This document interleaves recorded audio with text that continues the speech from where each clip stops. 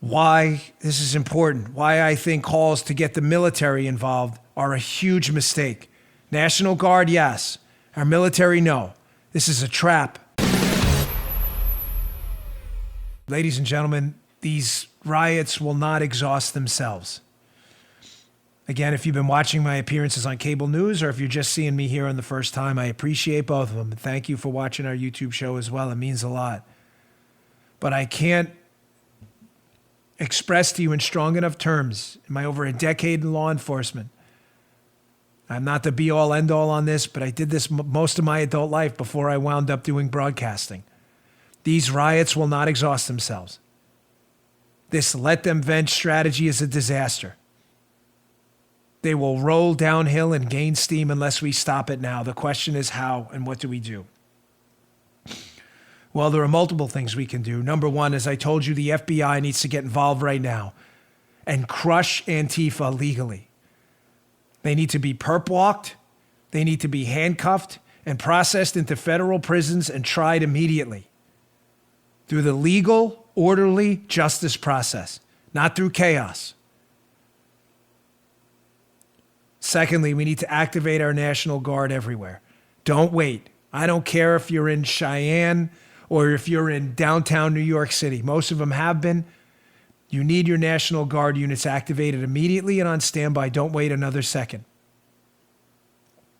Third, we need to use video. Major police departments need to start putting out video every day of these looters.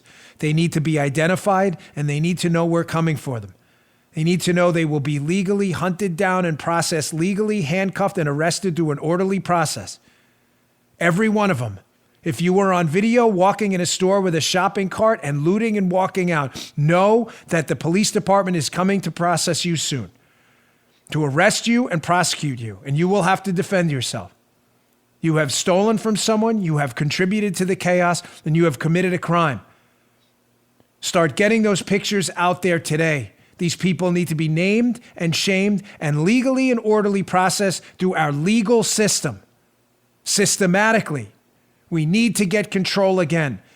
This permissive atmosphere of letting people walk down the streets with shopping carts of stolen items that don't belong to them has to stop now. We engage in that three-step process. We will start to get a lid on this tomorrow. Finally, we have to stop this let them vent nonsense. Andy McCarthy has a terrific piece in National Review. I disagree with some of his conclusions, but it's still a piece worth your time. It'll be in the show notes. We need to get a lid on this stat tonight, immediately, ASAP. National Review, Andy McCarthy, the president has the constitutional power to restore order. He must act. He echoes what I'm telling you now in this screenshot from the piece, that this will not exhaust itself. Quote, Andy McCarthy, progressive dogma notwithstanding, rioting spearheaded by radicals and anarchists does not exhaust itself if government just gives them the time and space to get their yayas out. Passivity, conveying the message that the laws will not be enforced, is provocative. It's not a sedative, folks. It increases the appetite for rioting and looting, which will only be satiated once the sociopaths have run out of things to burn and loot. That is correct. This will not stop unless we stop it. The perp walks need to start immediately. Federal, local, state law enforcement. Get them out of the paddy wagons and handcuffs and show the media what's being done. Send a message to their friends. You were not protesters. You hijacked what the protesters were doing. We are not going to let your communities burn anymore. This will not stop unless we stop it. Make no mistake. Don't miscalculate here.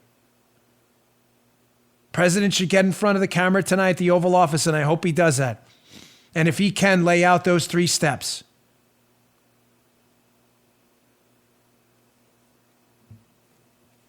Second part of Andy McCarthy's piece.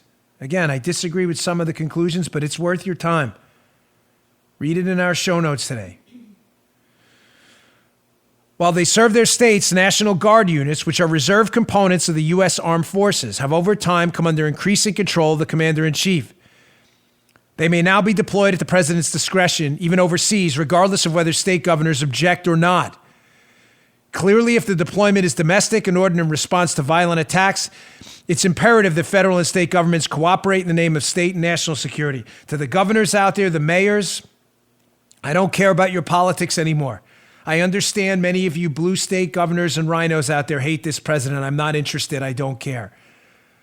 I have friends and loved ones in those blue states too. Thankfully, in Florida, we've had good leadership, a terrific sheriff, and a great governor. Great local police chief here too. This is not the time for political nonsense. Get your National Guards mobilized and ready today. If I may respectfully make a recommendation, keep your police officers on the front line. Use your National Guard units in a support role. Obviously, if it gets out of hand, that may go out the window. But as long as you can, keep your police officers the face of your communities out there on the front line. Why? Well, that relates to a point I brought up earlier.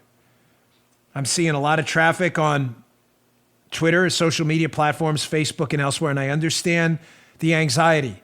People want the military mobilized domestically. Ladies and gentlemen, that's an enormous, catastrophic, strategic mistake. The military are trained for war and combat, military, police, otherwise. Now, under the Insurrection Act, we can do that. We should not. The local police know what they're doing, and they have to the handcuffs have to come off them. Political leaders have to stand up and let the police do the crowd control they know how to do before it turns into riot control in a triage situation, with the National Guard in a support role. The U.S. military on our streets, this is a trap. Please take to heart what I'm telling you. Some, not all, of these liberal political leaders do not have your best interests in mind. This has become about politics for them. There's nothing they would like to see more than our military be in their front lines, abdicating the role of the police departments they represent so they can pass off the responsibility for an incident onto President Trump and take it off them. That is a strategic, catastrophic mistake of the highest order. Unless you have lost your city, the local police departments, the local faces in that community have to be the ones to stop it. I'm not kidding. This is a trap. Don't fall into it. You just heard The Dan Bongino Show. You can also get Dan's podcasts on iTunes or SoundCloud. And follow Dan on Twitter 24/7 @DBongino.